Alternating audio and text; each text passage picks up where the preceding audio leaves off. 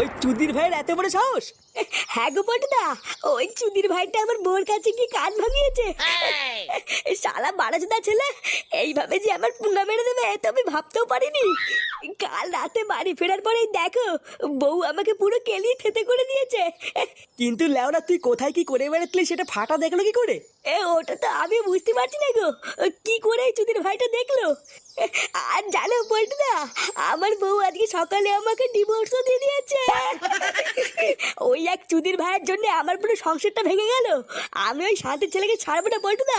ওই বাবা চুদির যতক্ষণ না আমি নিজের হাতে সাটা ভাঙছি ততক্ষণ কিন্তু আমার শান্তি নেই পল্টুদা। বাড়া তুই একা না, ওই ফাটার ছাটা আমিও ভাঙবো। বোধা এতদিন বাচ্চা বলে কিছু বলিনি, আজকে তো সংসারটাও ভেঙে দিয়েছে। ওর সেটা তো আমি কুবাবই।